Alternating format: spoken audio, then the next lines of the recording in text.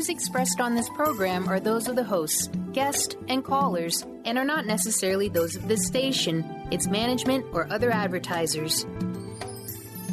You're listening to Transformation Talk Radio.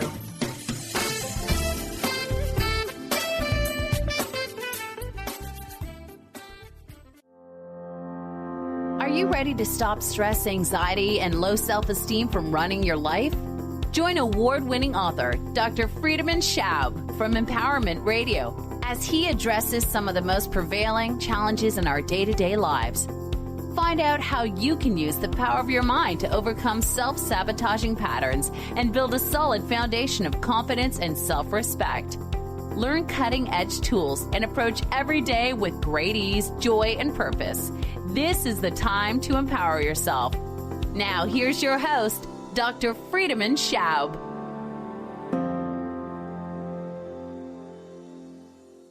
Welcome to Empowerment Radio. It's another Wednesday, and we will talk about something I believe quite exciting, which is your dog and anxiety and what the two have in common. Now, maybe you don't like dogs. Maybe you don't have a dog. Maybe you're afraid of dogs. Don't turn the radio off. Just stay with it. There will be something also for you if you are struggling with anxiety or if you know someone who struggles with anxiety.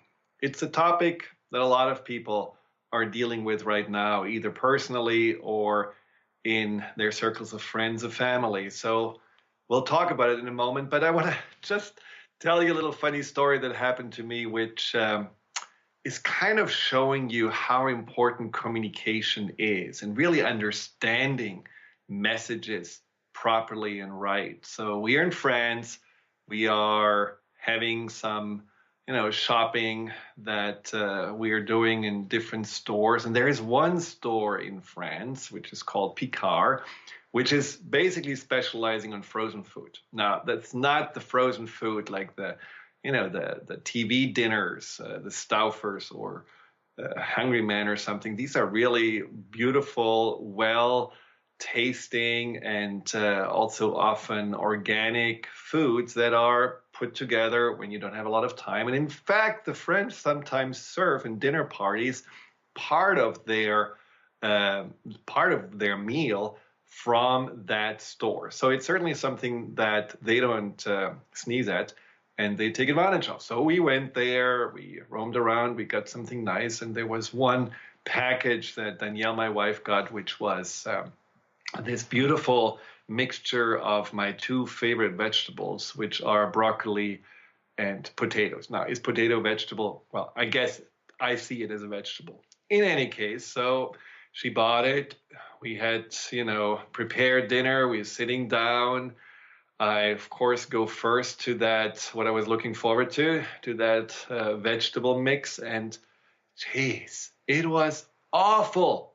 It was terrible. It was completely bland. It looked like something they're serving in the space shuttle out of a tube. And it really had somehow, no whatsoever appeal to it. So after 2 forks, I just stopped and didn't want to eat it anymore.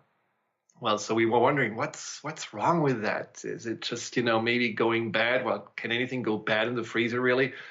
So we looked closer at the package, and then we read that it said for 6 months or older recommended. So we basically bought baby food, and we had no idea that it was baby food. And so I really realized that now I understand much more why babies actually cry, because I was close to crying myself. And it just shows you, sometimes it's good to read the labels and maybe read the manual. And sometimes it's just also good to understand the language. So the story leads into also that what we are talking about, which is ultimately the communication with yourself. Do you really always understand yourself? Did you come with an owner's manual, or is there anyone who can read the instructions on how to make you tick and make you happy and satisfied? Probably not. And the one thing that we are often struggling the most with our emotions. And I think it's interesting that when you really think about it, emotions are basically that what makes life worth living, right? I mean, nothing really has a meaning if we don't feel anything about it. Think about the last time you drank a glass of milk. Unless you were really thirsty and it was beautiful cold milk that you gulped down, you probably didn't feel anything about it, and so you probably forgot about it. Or maybe you had milk that was going bad and you spit it out. Or maybe you were like me, totally absent-minded, and you put orange juice in the milk and then you felt like, oh my God, what is that? Where did this come from? But other than that, if there are no emotions, if there is not a sensation with it, you forget it. So if we wouldn't feel anything, life would be ultimately completely forgettable. We would just not really have anything to go back to when we were 85, sitting on the park bench and just, wanting to go back on that memory lane. We wouldn't find anything because we don't remember anything without emotions. So why is it then that we are at the same time not ever told how to deal with emotions, what to do with emotions, where are emotions coming from, and what are they actually trying to tell us? Because emotions are communication, a form of communication, but for many people, me included, for a long time, it was more like a foreign language, someone speaking Vietnamese to me or something like this, and I didn't understand a word when I had feelings. So naturally what we do, especially if these feelings are unpleasant, we push them aside. We don't want to necessarily pay attention to them. We distract ourselves from them. And one of those feelings we avoid the most is anxiety. Anxiety is something that is, as we have heard from, all these statistics and, surveys, probably the epidemic in our 21st century. More and more people struggling with it. There are more forms of anxiety disorders popping up, and there is, for some reason, not really a clear understanding on what are we doing with this anxiety? What does it actually mean? Now, in fact, when it comes to anxiety, it gets really demonized because it feels bad. I was struggling with anxiety for a long time, and it felt horrible, and I really didn't know what to do. And so my parents, who were doctors, gave me some little pills. I think they were more like herbs than, something medicine, but it didn't really do anything. So I had to somehow help myself. They didn't send me to a psychologist or a therapist to help me work through my emotions. I didn't learn how to deal with my emotions. So I somehow find my own way. And one of the ways to deal with it when the anxiety got really bad was to take my cat into my bed and got a little comfort from her big body and her purring that, made me feel a little bit more relaxed. Other times I developed a full-fledged obsessive compulsive disorder where I imagined that if I straighten out the carpets in the house or if I'm praying 100 times to God, nothing's bad going to happen. The sky will not fall. But all of those things, of course, are not really making you feel that you understand your anxiety more or that you're really addressing it. You're just trying to either compensate for it, manage it, outsmart it, run away from it. Nothing that really gets you into a better form of communication with your own feelings. Now, the problem with anxiety, as I said, is that it can really be so overwhelming.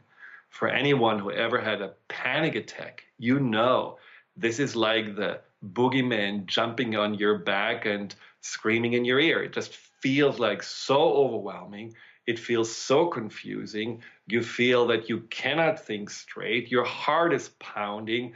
You're breathing fast. You just don't know if you should freeze, disappear, run, or get that boogeyman off your back. You just don't know what to do.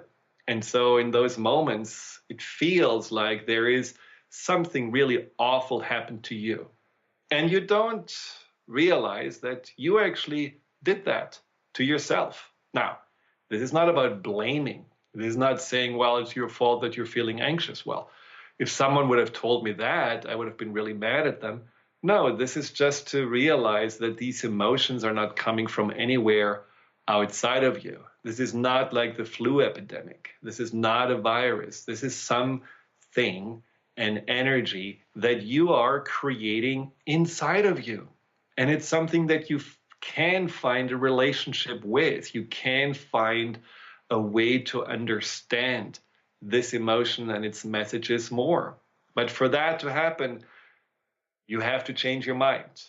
We have to think differently about anxiety. We have to try to see it from a perception or a perspective that makes us actually feel a little bit more maybe positive towards it, or have a little bit more an open heart towards it, or maybe also feel like more responsible for it and have that sense of, okay, when there is something anxious inside of me, I want to help it.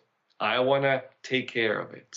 Well, how do we do this? And for that, I just love analogies. I love to understand things by making them somehow tangible, something that makes sense to us, where we really can look at it and say, okay, well, maybe if the anxiety is similar to, then I can do something about it. And this is what we talk about today.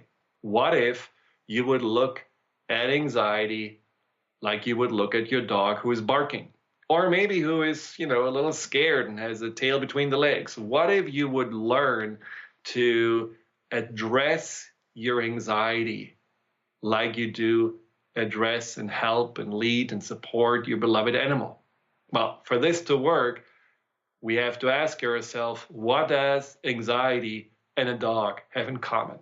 When we come back, we will talk more about this, because you will find that there are a lot of things they have in common, and there are a lot of ways you can actually befriend your anxiety. So stay tuned. We will be right back.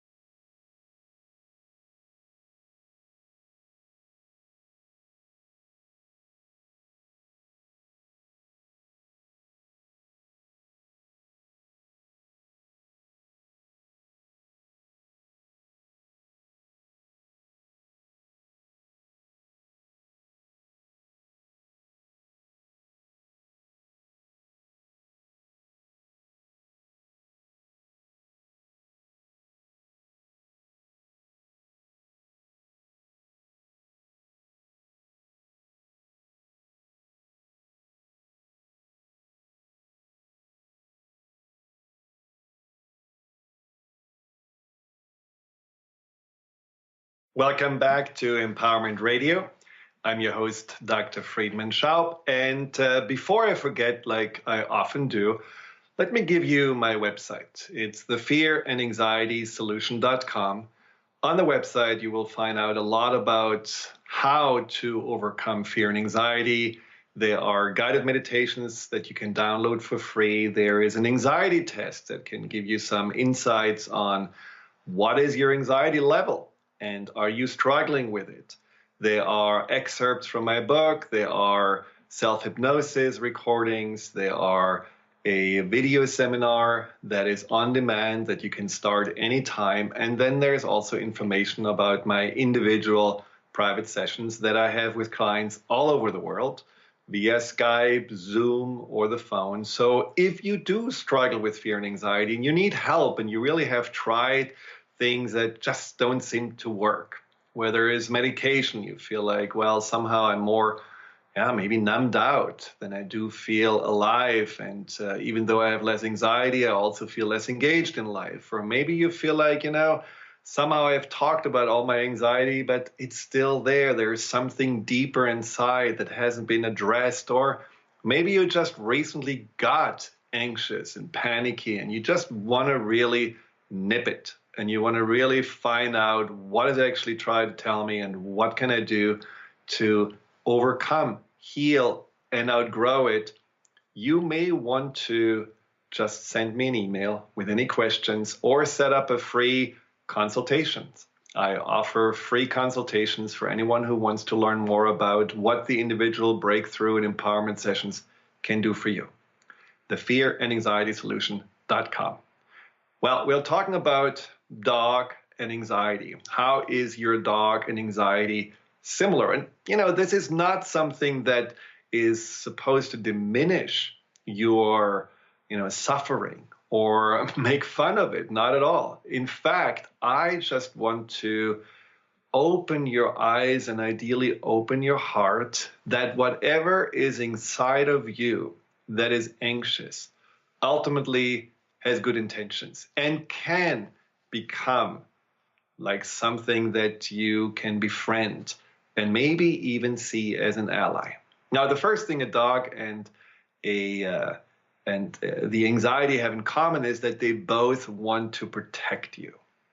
Now, a dog, of course, looks out for burglars or, any potential danger. And that's exactly what the anxiety does as well. The anxiety that comes from the subconscious mind. It's a deeper part of the mind. It's not a conscious intellectual process, Otherwise, it would always make sense when we feel anxious. But how often doesn't it make sense? How often do we feel actually that at the most inopportune moment, you feel all of this emotional upheaval happening inside of you? So it's something that comes from that more irrational, illogical part of the mind. And this part, this subconscious, has two main missions. One is to keep you safe, and the other one is to make you happy. Just like a dog. Dog can make you really happy and, wag the tail, jump up on you. There is no one like a dog that can greet you when you come home and show you how much he or she missed you. And the anxiety may not wag the tail, but it definitely also is something that wants just to make sure that you're okay.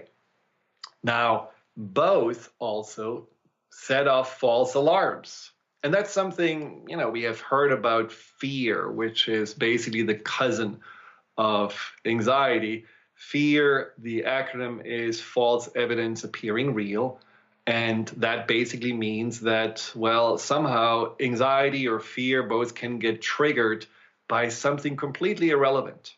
Just like the dog is barking at the mailman or when a car is pulling up next door.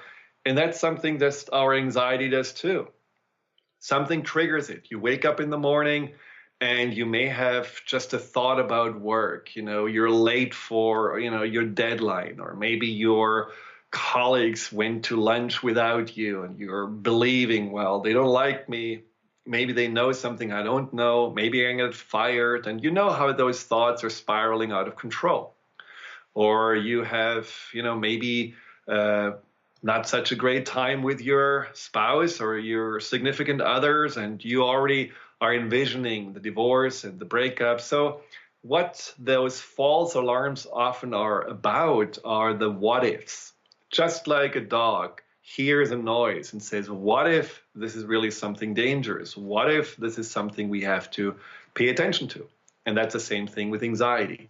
The anxiety is ultimately coming from a place of, well, better be safe than sorry, better barking one time too much than one time too little. Now, it really depends, and this is the third thing a dog and anxiety have in common. It depends also on where this comes from, meaning like the history. When I grew up, we had several dogs, and one of them was a beautiful German Shepherd dog. His name was Prince Siddhartha, and he wasn't really a prince, and he was actually more a wimp, because he was always afraid when we went with him in the car. He always was afraid of, being left behind or being, maybe sent away. He was afraid when we left the house and let him there for a while that we wouldn't come back because he was standing by the door or he was whimpering. And the reason was that he grew up in basically not one, but 5 different places. It was a family that unfortunately dabbled more in drugs than anything else. And so they had sometimes money to feed him and sometimes they didn't. And then they gave him to someone else who just took barely care of him, and then they took him back. And so this dog was pushed around many times and could never really get attached to anyone until he finally, at the age of 5, came to us. But the trauma, that feeling of, well, the world is not safe, or maybe I will get given away again. And maybe the dog was feeling like, well, there must be something wrong with me that nobody wants me. Maybe I'm not lovable. Maybe I'm not good enough. Maybe I'm not worthy. I don't know if a dog will ever go that far, but let's assume that it would. Wouldn't that sound exactly like some of our anxiety? Because we have our history basically as a reference point, especially the subconscious mind. See, the subconscious is way more active, especially early in our lives, than our conscious mind. When the conscious mind is kind of half asleep and doesn't really understand anything, the subconscious already tries to figure out, okay, what does that mean? And how does that keep us safe? And how do we remain, in a place where we have food and shelter? The subconscious is on it. Even in the womb, the subconscious is already trying to figure things out and feeling the emotions of the mother and hearing the noises of the environment. And there's certainly a lot of proof for that. But so imagine your subconscious is writing already the laws of life early on in your life. And there are some events. Maybe you felt there was some trauma. Maybe the parents were fighting. Maybe there was a divorce going on, or you're adopted, or maybe you got bullied, or maybe you always felt like somehow very shy and sensitive, and then you had the feeling that you never really fit in anywhere. Whatever it is, your history made your subconscious more aware and in many ways also more on alert, because your subconscious feels more that there is something that it needs to protect you from. It feels more that maybe you are someone who is not good enough or weaker or cannot measure up, and so you need to be more protected than if you would be different. Or maybe the subconscious has the filter and the belief that the world is an unfriendly place, that you cannot trust anyone and rely on anyone. And just like our dog Siddhartha, or Sid, you just feel more on the edge at all times. And this is something that you can address. And this is something I help people with all the time, to go to those deeper root causes, understand, and resolve them. Now, on a day-to-day basis, what a dog needs, and this is kind of the fourth similarity, is that this is, basically how you treat the animal. It will learn to also gain more trust and gain more support, gain more confidence. For example, with Siddhartha, it took about 3 years until that dog felt like, okay, they don't give me away. It could stay in the car and relax and didn't freak out when we left. And they are, there were clear signs that he more and more let go of his anxiety, of his fear, and also of his, maybe vigilance, and was more trusting us. And that is something that we can do also for our anxiety. How? Well, for example, when you have negative self-talk, this is a form of your subconscious, your anxiety barking. Address it. Learn to counterbalance it. In fact, if you have a question on how to do this, send me an email at info@thefearandanxietysolution.com, and I will send you an article I wrote on how to counterbalance in a way that your subconscious understands it. When you're anxious, don't try just to run away from your emotion, and don't buy into the emotion. The dog trainer once told me when a dog is barking, basically what it's trying to say is, hey, there's maybe something out there, I don't know. I'm going to call, the leader, the alpha, to check it out with me, and then we'll see what we're going to do next. Because, in the dog-human relationship, you are the alpha. And so the bark means, hey, can you come over here and have a look? And then you are checking it out.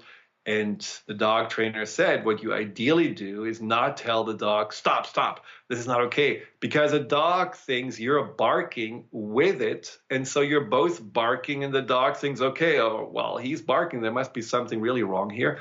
No, you are just calmly checking it out and then say, good guy, good guarding, good dog. There's nothing wrong. You can sit down, you give him a pet, and that's it. You just show with your demeanor that everything is fine and that this is something that, it doesn't need to be upset about or bark about. And usually after a few times, the dog gets it. Your voice, the tone of voice, your body language, your facial expression, all of this can calm it down. And this is exactly what we can learn also with anxiety. We can address anxiety with that same level of calmness and that same level of reassurance as we would do with a dog. How? I will explain after the break. Also, of course, some of you will say, well, what if I'm anxious? I don't feel calm. I don't feel like I can be that leader like I would be for a dog. I wouldn't know what to say. Well, let's talk about it more after the break.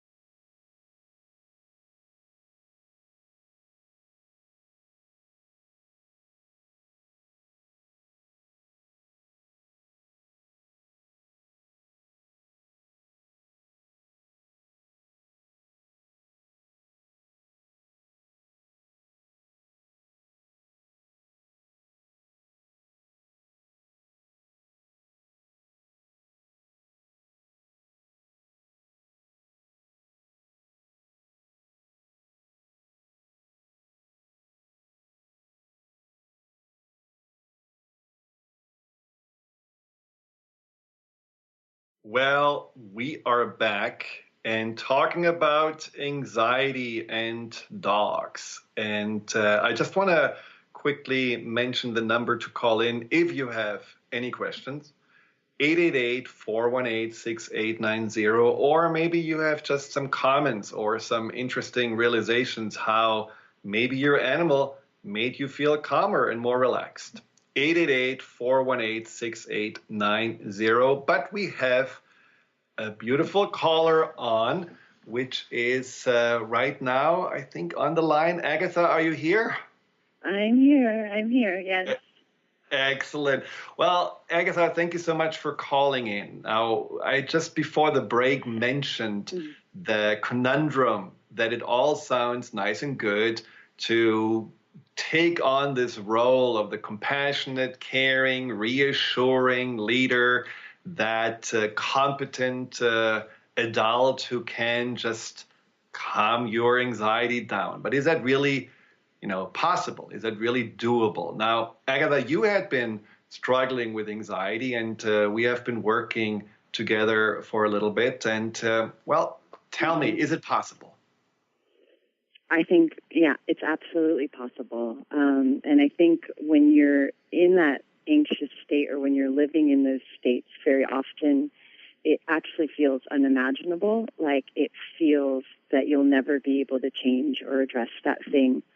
And I think being on the other end of it now, on the other side of it, it's such a relief because you realize that thing that you thought you were bound to forever, that was a part of you, was just a temporary condition, and that there is really a way to talk your way into a different way of being in this world, Now, was it for you a journey where you would say, well, looking at this anxiety, it was just something that I had to get over with or talk myself out to, or like, I talk about Doc and that anxiety inside of you and having a little bit more a closer and maybe more positive relationship. Was that also what happened to you? In other words, are you still afraid of your anxiety, or do you actually have more compassion for it? I have a lot more compassion for it. I mean, I think when the trigger hits, I think the instant feeling maybe feels like how it used to be, but the cycle is just so short because there's a benevolent part of you, a compassionate part of you that's there to support that process. So maybe something triggers that situation, but instead of it turning into like a 7-hour fest of anxiety, like there's a whole person now that has space for that anxious person, and I can have a dialogue with it that soothes that thing, and then I'm able to take action from a different place. So I'm not building a life around that kind of anxious, reactive state. I'm building a life from this whole state, and then I'm having richer experiences, and my life keeps getting brighter and warmer because of the ability to be in communion with that anxious self.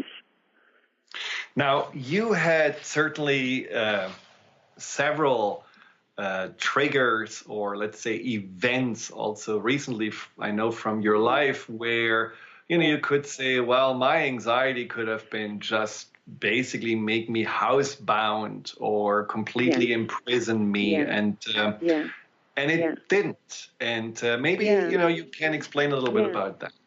And I don't feel embarrassed to share anything, but I recently just started getting involved with somebody, so in a relationship, and that was really hard for me because I had a lot of triggers about how to keep my heart open in relationship to another person, how to stay vulnerable and not shut down. And so my anxiety was going through the roof, more so because I was growing into this new part of my life, and I was being challenged to deal with those old triggers in a really kind of immediate way.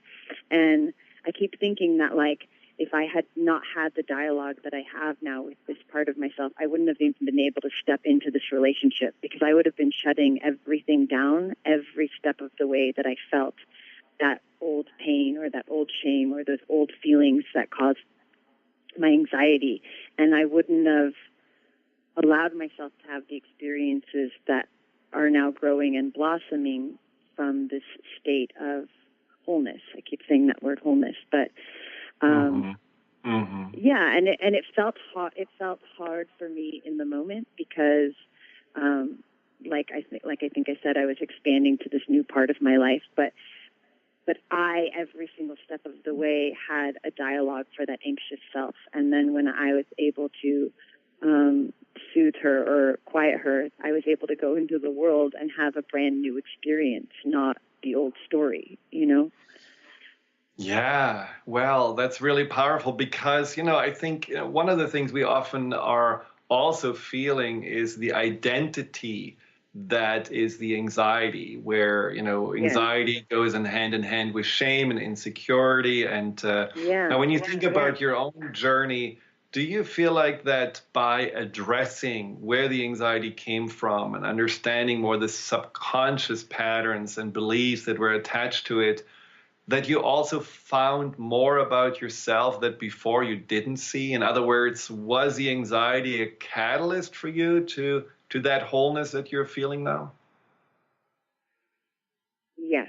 You mean as in the way that it has its inherent wisdom or something that the anxiety has? Well, or like, wisdom, some people would say, I'm feeling anxious, so I'm just going to shut it down. I rather feel nothing than listening to the anxiety. And, I often say anxiety is pain. It's a pain of a wound that hasn't healed. It's a pain of a past that hasn't been resolved. And it's a pain of not really feeling whole, but feeling fragmented. So when you look at it more from that pain, by not running away from it, by addressing it, what did you gain from it? I think I gained so much personal dignity, which I think is like, that's just such a gift. I can't even explain what that's like, which is that there's no parts of anything that have happened to you on your journey that you can't stand behind and love and support and bring with you everywhere you go, that you're not compartmentalized or shunning or hiding certain parts of yourself, that you get to experience the fullness of yourself in the world. I think I was in a box because I was only able to be in my life when I felt that the conditions were right. Do you know what I mean? Like when I felt that I had control of the anxious self, and now I could walk out into the world and be perfect. But now that illusion of perfection kind of fell away, because what came was a deep sense of compassion and dignity for the past, for the old hurts. And the ability to hold those with me with love wherever I go. And I think, even more powerfully than for myself, it's awoken an immense compassion for everyone in my life. I look at other people now, and when I see them struggling or spinning out or getting nervous or having a meltdown, I don't even sit in judgment over them. I have an ability to be compassionate and present to that experience in them. And I've seen that my ability to even do that for them melts that anxious self in them, So it's like has this huge domino effect where that self-love that I've found, it's being offered and it's there for other people as well, so it's like your whole world gets better. Your whole world gets better because you learn how to be compassionate to those parts of yourselves, and then everybody in your life benefits from that because you're able to do that for other people too. And that's what everybody needs, right? At the end of the day, is like the dignity for whatever's happened to them and the understanding and the love and care for that experience, not the shame for that experience, Well, that's exactly, that's so beautiful that you're saying it, because I believe in the past, and, most people would do this when we feel anxious and insecure, and then someone around us is negative. It's not compassion for the people that comes up. It's usually we take it personally, and we are more withdrawing, or we are more feeling like more ashamed and more insecure. So the fact that you don't take these negativities or their struggles personally, but you can see through them, and you don't see it as a rejection, you didn't see it as a reflection on you, but you are actually seeing more like, wow, they need a little compassion and kindness. And that's just beautiful. Now, do you feel that you had to somehow develop love for your anxiety to go to that place where you're now? Yeah, absolutely. I mean, it's literally, you know, I had this conversation with a girlfriend of mine that is also working with you, but we were just talking about how, you know, one of the first steps is like when you meet these anxious parts and you realize that like you have inherited, you are their loving parent, and it's not your job. It's you actually have the ability to soothe that. It's like one of the first steps for me was like, I didn't want that responsibility, you know, and then it literally felt like I was sitting with a child in a room that was throwing a tantrum, and the child was me, you know, and it was like, we're going to figure this out, kid, you know, and that was like the first loving thing I could say. And it's, you know, now that dialogue is a lot more loving, but I was telling my friend, you know, if that's the least you can do, if the least you can do is say like, all right, I don't know how to talk to you, but I am here and I'm going to try, you know, that is like step one in that conversation, I think. And I had to go through those were the hard moments. Do you know what I mean? The willingness to sit with myself, you know, the willingness to not numb out, the willingness to not scapegoat, the willingness to not blame someone else for my feelings, you know, the willingness to sit there. And it's like what you were saying earlier. It's like the more that I sat with that part of myself, the more I learned how to trust myself, and she learned how to trust me. And that trust keeps growing and growing and growing and growing. And it's a resilience, you know, behind that trust is a resilience, and that resilience is then what feels like calm and ease and all these beautiful things in life that we're seeking that are so far from those anxious states, you know?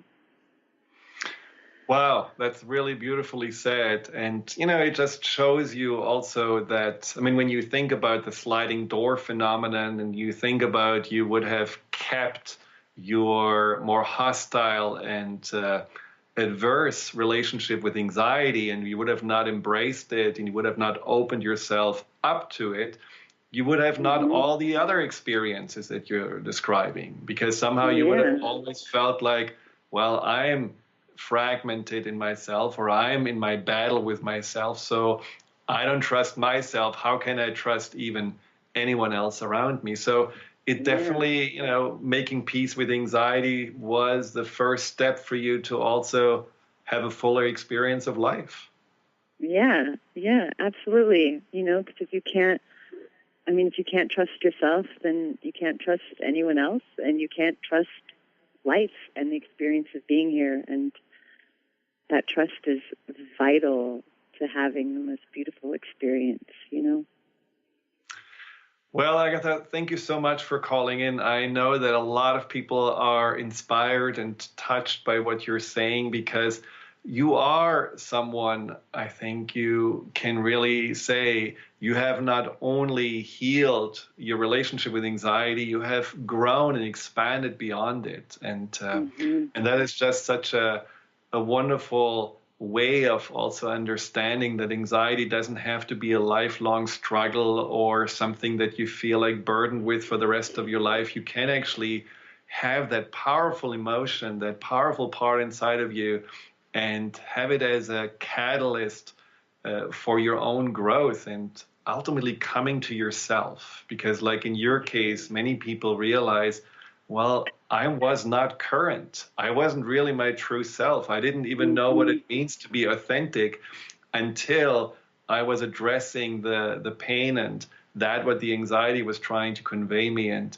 now I know more who I really am. And I think that is really ultimately the purpose of life and the journey that we're here for. So thank you so much for sharing.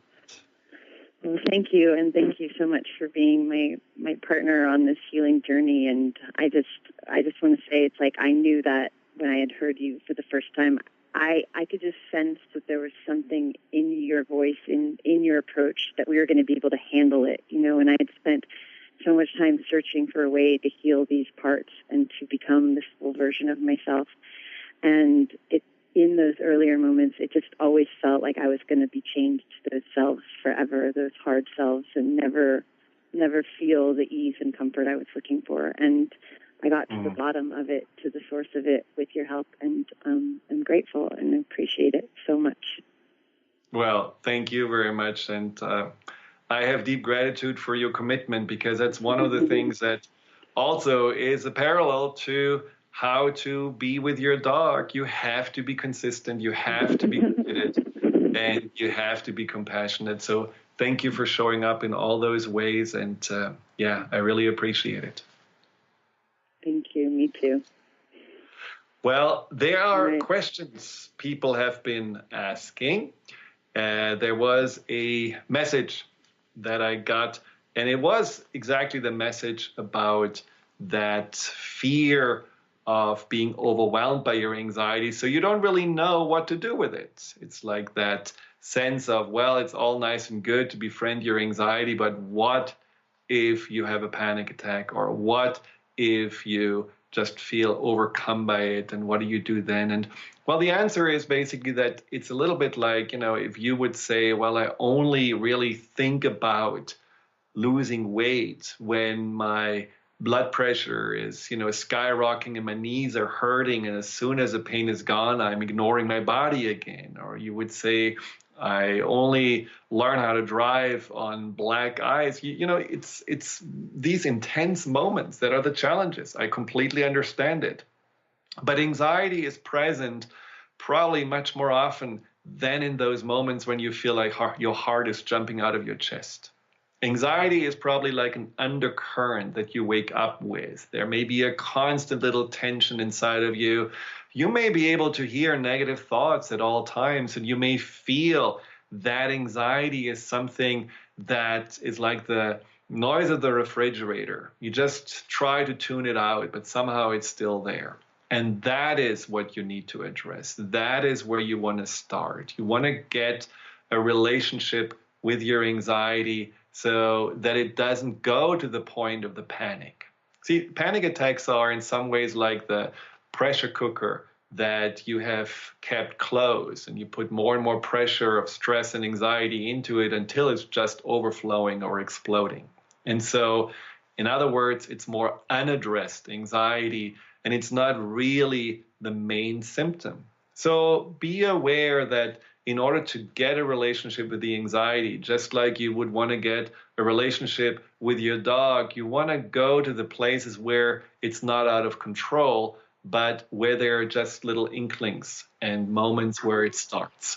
And that's something that you can do by, for example, taking note of your negative thoughts, by, for example, when you do have that sense of, well, there is an anxiety that gets triggered in certain situations, that you understand what those situations mean and how they may be leading you back to some limiting beliefs or traumatic events, and then you're learning how to resolve those, maybe through the book that I wrote, or maybe through the video seminar, or maybe through individual sessions. And you can also notice then that there is something that when you spiral and when you feel like, okay, I'm maybe putting too much on my plate, or I'm ignoring myself again because I'm making other people more important than myself, that those are the moments where your anxiety is barking at you, and then you just take care of yourself. You may want to sit down. You may want to just take some breath, learn to meditate. You may want to see that, well, I'm actually always getting anxious when I eat something bad or when I don't eat at all. There are things that the anxiety is trying to convey to you, which may be about your health and your balance and staying in your power. So look at it, understand it, remind yourself, the anxiety wants to support me. It doesn't really want to hurt me. And with that attitude, you can also start to befriend your anxiety. And that's something that Agatha so beautifully expressed, that her anxiety led her to herself. Addressing the anxiety, understanding the anxiety, listening to it, made her actually open up to her and to many of her potential and abilities and ability to have compassion and love and acceptance for others that she wouldn't really know before that she had. And so, many people told me that the anxiety made them a better person. So there is really nothing for you to fear It's just something to understand and communicate with. Now, there was also another little note I got on the chat board. Basically, the question is, in my profession, I'm a lawyer. I never show my anxiety to my clients, even when I could demonstrate my empathy. How do you recommend I share without creating more anxiety in my clients? Now, I don't believe that necessarily sharing anxiety with someone is, at all times appropriate. Depends on the relationship. So when you are in the relationship, let's say, for example, I'm working with a lot of clients, and believe it or not, I do have anxiety at times. So there are times when I feel maybe stressed or nervous or overwhelmed. So what I share is more like those situations and how I dealt with them and how I learned from those situations. What I share is also with people that I'm working with or I'm close with, when the anxiety is telling me something, when the anxiety is telling me this doesn't feel right, or I'm feeling like I'm, maybe putting too much pressure on myself in this situation, or I'm having too high expectations, or whatever it is. So if you have a relationship with your clients where you feel the anxiety is telling you something, maybe it's about demands of your client you feel uncomfortable with, and you feel like, well, this is not really sitting well with me, that's a little bit against my values, then the anxiety needs to be translated into that, what it actually tries to tell you. And then you become the advocate for the anxiety. Or maybe you feel like there's too high of an expectation from your client, and that creates anxiety, then you want to address that issue. So rather than just speaking about what you feel, you take responsibility for translating and understanding where the feelings come from, what they're telling you, and then you address and respond to those messages. Now, all of this, of course, can go on forever. We have so much to talk about when it comes to anxiety, and there's so much to learn, and it's such a rich topic. But I hope I left you not only with a more positive connection to anxiety, but also with some motivation to do something about it, because as Agatha and many of my clients are telling you, anxiety is not just about getting rid of it. Anxiety and really learning to heal and outgrow it is such an exciting journey that ultimately really leads you to a more expanded and empowered version of yourself. So the outcome and who you are at the end of the journey is so much more than you can even imagine is possible for you. So I hope you get excited about the possibilities of getting closer to your anxiety, seeing it more as a guide, as an ally, befriending you with it, and then seeing what's possible through addressing it, responding to it, and opening your heart towards it. Because when you open your heart to your anxiety, when you have compassion for your struggles, ultimately you really learn to love yourself unconditionally. Until next time, this is Dr. Friedemann Schaub. Have a wonderful rest of the week. Goodbye. You've been listening to Empowerment Radio with Dr. Friedemann Schaub. Join Dr. Friedemann the first and third Wednesday each month at 11 a.m. Pacific as he addresses some of the most prevailing challenges of our daily lives. Discover how you can use the power of your mind to overcome stress, anxiety, and overwhelm and create a solid foundation of confidence and self-esteem. Learn cutting-edge tools so that you can approach every day with great ease, joy, and purpose. To learn more about what Dr. Schaub can do for you, visit thefearandanxietysolution.com.